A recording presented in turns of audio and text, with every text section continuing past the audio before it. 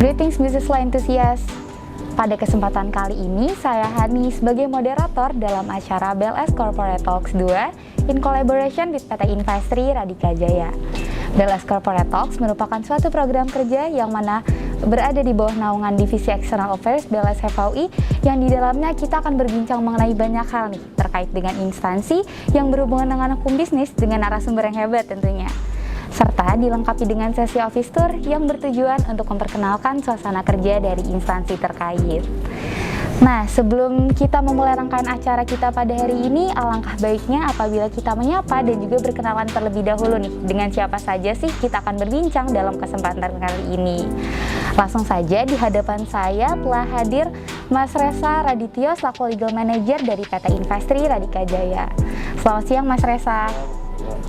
Kemudian juga telah hadir nih Bapak Aryo Putro selaku Chief of Human Capital dari PT Investri Radika Jaya. Selamat siang Pak Aryo. Selamat pagi ya Pak, saya semangat pagi terus. Oke, selamat pagi Pak. Kemudian juga udah hadir Bapak Haris Agustian selaku Chief of Operation Officer dari PT Investri Radika Jaya. Selamat siang Mas Haris. Selamat siang teman-teman FAUI. Nah, baik, kan kita udah berkenalan nih dengan ketiga narasumber. Pastinya bisnis law enthusiast di rumah juga udah nggak sabar untuk berkenalan lebih lanjut dengan PT Investri. Untuk itu, langsung saja kita mulai acaranya. Selamat siang teman-teman FAUI. Jadi Investri ini berdiri tahun 2016, didorong dari perusahaan-perusahaan SME, UMKM ya, yang menjadi penopang perekonomian Indonesia, memang membutuhkan kebutuhan keuangan untuk mensupport bisnisnya. Jadi Investri berdiri untuk bisa membantu UMKM tersebut untuk memenuhi kebutuhan mereka dengan struktur keuangan yang lebih simpel, lebih transparan, dan salah satu keunggulannya adalah penyediaan jasa keuangan yang tidak require jaminan berupa aset tetap gitu. Jadi itu adalah salah satu perbedaan Investri sebagai peer-to-peer lending dibandingkan dengan perusahaan financial institution yang lain. 2016 berdiri, terus kita berkembang, kita fundraising, kita register di OJK itu sejak tahun 2017. Terus 2019 kita dapat license izin usaha resmi dari OJK untuk menjalankan bisnis P2P, dan di akhir 2019 juga kita mendapatkan izin penanaman modal asing karena holding company kita yang juga ada di Singapura, dan sejak itu kita terus tumbuh sampai dengan tahun 2021 ini. Di Oktober ini kita mau ulang tahun yang ke-6. Jadi ya, alhamdulillah terus tumbuh ya, karyawan juga sekarang udah 250-an ya Pak Aryo. 256 ya, Indonesia. Jadi emang tumbuh banget. Saya masuk 2019 karyawan paling cuman 100, sekarang udah 250. Jadi ya dari sisi karyawannya tumbuh, dari sisi pembiayaan juga tumbuh gitu ya. Jadi emang sesuai dengan tema Investri, semua bisa tumbuh. Nah, kemudian kita akan berlanjut nih ke pertanyaan selanjutnya, yakni terkait dengan spesialisasi dari PT Investri. Mungkin bisa bantu jelasin nih Pak, bagaimana sih dan apa fokus serta jasa yang ditawarkan oleh PT Investri kepada masyarakat di luar sana? Saat ini kalau bisa dibilang, tadi saya menyambung yang sudah disampaikan oleh Mas Haris, bahwa Investri itu memberikan solusi pembiayaan kepada sektor produktif khususnya dari UMKM, di mana ada keterbatasan sehingga segmen tersebut itu tidak tercapture atau tidak bisa di-tap oleh pihak perbankan gitu kan. Keterbatasan itu antara lain misalnya tidak punya agunan, tidak punya, atau masa usahanya juga belum cukup, atau faktor-faktor yang lainnya gitu ya, masa usahanya belum cukup biasanya. Itu bisa kita berikan pembiayaan selama si UKM atau perusahaan tersebut itu memiliki pemberi kerja yang bisa dibilang reputable. Artinya banyak perusahaan masih muda, belum memiliki agunan tapi punya banyak proyek.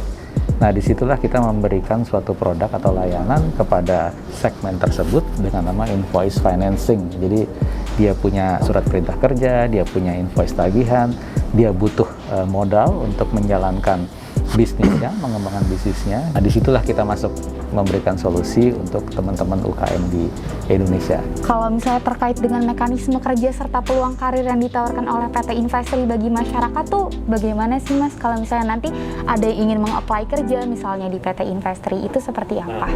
Mekanisme untuk bisa peluang ya untuk bekerja di Investri. Jadi teman-teman semua bisa melihat kita punya website, di situ ada karir gitu ya. Kira-kira posisi apa yang sedang kita cari ada di situ. Kita juga bekerja sama dengan beberapa job portal, ada Caliber, ada Glints, ada Hacktiv dan lain-lain. Terutama portal-portal job seeker yang banyak di approach oleh anak muda gitu ya. Itu ada beberapa posisi di situ. Nah, kalau dilihat mekanismenya seperti apa, tentu saja setiap jenis pekerjaan proses seleksinya berbeda-beda gitu ya. Karena kita majority, bisa dibilang majoritas di kita itu adalah teman-teman yang berada di atau bekerja di bidang teknologi, developer, QA, lalu ada product owner gitu kan, ada data analytics. Contoh di hukum gitu, prosesnya seperti biasa, kita sourcing melalui ada yang kampus hiring, ada yang online kampus hiring sekarang, lalu ada melalui job portal gitu kan, lalu ada juga melalui headhunter, ada juga referral, bahkan kita beberapa posisi ada menggunakan employee get employee yang kita berikan fee kepada yang memberikan referral tadi gitu ya, karyawan. Dari situ kita lakukan administrative screening, ya kan. Di situ nanti setelahnya orang-orang yang terpilih kita akan lakukan beberapa interview dengan usernya gitu ya, dengan usernya. Nah, setelah itu sebelum interview ada juga psychotest gitu ya, psychological test. Nah, setelah interview nanti apabila yang kandidat yang terpilih, kita akan lakukan cek yang namanya cek kita wajibkan cek Pevindo. Pevindo itu adalah kira-kira tingkat kesehatan ekonomi si individu gimana gitu ya, karena kita industri financial service dan diwajibkan oleh regulator, kita harus wajib lakukan itu. Selain itu juga kita mintakan surat SKCK, keterangan kelakuan baik gitu ya, dari kepolisian yang wajib untuk diberikan ke kita, sekalipun kita perusahaan teknologi atau kesana anak muda, tapi dua hal itu sudah menjadi mandatori.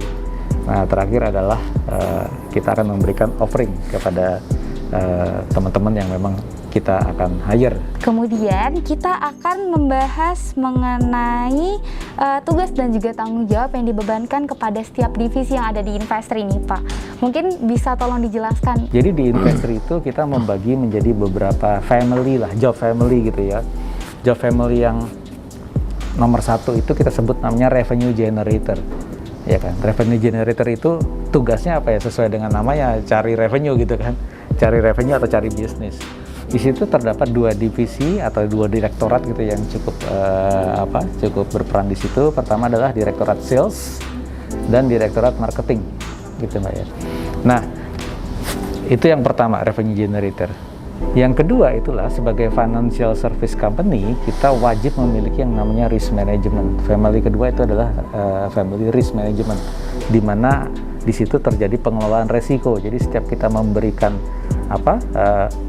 memposting adanya pengajuan pinjaman dari borrower, itu sudah harus melalui screening atau proses analisa kredit dari risk management yang cukup ketat gitu. Jadi orang yang menjadi lender di kita itu ya tadi saya bilang harus merasa secure juga, harus comply dengan regulasinya juga gitu ya.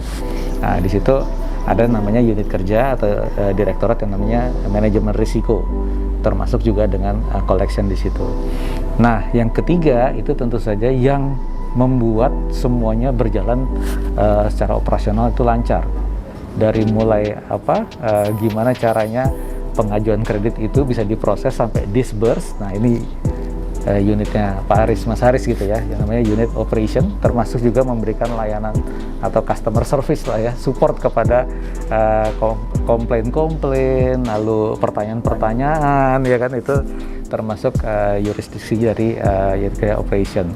Nah, yang keempat ini adalah family yang sangat besar, kita sebut yang namanya business enabler. Jadi keluarga ini adalah yang tugasnya masak nih kalau analoginya gitu kan. Tadi kalau revenue generator yang tugasnya melayani atau menjual gitu kan. Yang masak ini kita terdiri dari 3 direktorat. Pertama adalah teknologi direktorat, ini isinya developer semua.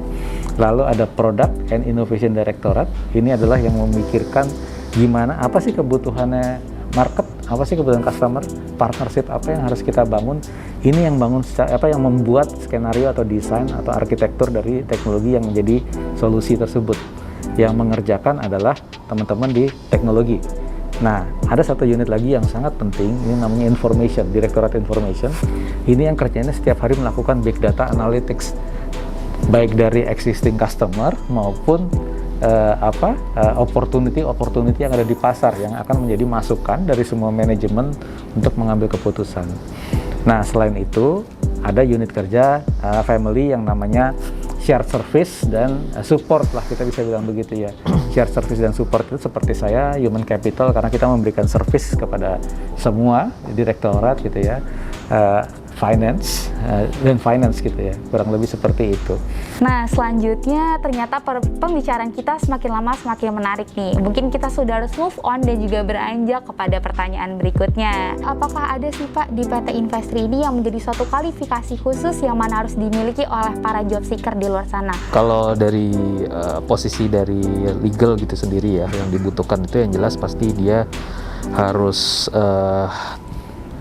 tahu dulu dan mengenal dulu apa itu industri ini gitu ya.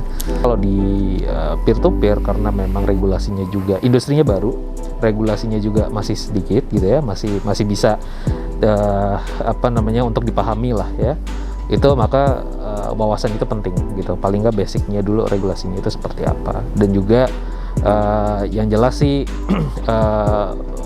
pandai untuk presentasi gitu ya, terus menganalisis suatu kontrak gitu ya, karena kita juga di legal itu tidak hanya mengurusi operasional day to day-nya, tapi juga kita yang membantu advice ke founders untuk fundraising gitu ya, atau merger acquisition, itu biasanya juga kita gitu, atau ya dengan divisi-divisi lain yang tadi sudah disebutkan dalam hal kolaborasi bisa jadi seperti itu, karena biasanya dari divisi atau tim lain juga ada yang minta advice ke kita gitu ya. Itu yang basic company law, basic dari peer-to-peer lending itu sendiri. Itu kalau dari legal sih. Nah, tidak terasa nih Pak, ternyata pertanyaan berikutnya itu merupakan pertanyaan penutup dari rangkaian acara BLS Corporate Talks pada hari ini. Untuk itu mungkin perwakilan dari Bapak-Bapak dapat memberikan baik pesan ataupun motivasi bagi para calon lulusan sarjana, terutama sarjana hukum, yang nantinya hendak memilih startup company sebagai pilihan pertamanya dalam menjalani karir. Oke. Kalau dari saya, pesannya mungkin terutama untuk anak-anak yang baru lulus, fresh graduate dari FAUI maupun FAL yang lain gitu ya, banyakin riset gitu ya, terutama kepada target company-nya yang akan dipilih gitu ya, kemauan belajar, jadi tidak hanya pengetahuan yang sudah diambil di bangku kuliah saja, tapi ketika di lapangan pekerjaan gitu yang mungkin sudah diterima di suatu tempat bekerja juga harus punya keinginan gitu ya, punya kemauan lagi untuk belajar, karena mau tidak mau kita juga harus punya rasa keingintahuan terus untuk semakin tumbuh gitu ya. Buat fresh graduate pastinya akan challenging, akan banyak belajar, gitu kan, akan dapat banyak experience, dan tadi sudah disampaikan juga mesti punya growth mindset, belajar terus gitu kan, terus beradaptasi dengan cepat, punya agility yang tinggi juga. Saya cuma nambahin aja, ini kan khusus untuk teman-teman yang berasal dari fakultas hukum gitu ya. Kalau boleh jangan terlalu myopia di basic atau law-nya gitu ya dari hukumnya. Kalau teman-teman mau bekerja di startup yang seperti kita, itu harus bisa mempelajari hal-hal lain sehingga tahu di mana logik serta rangkaiannya.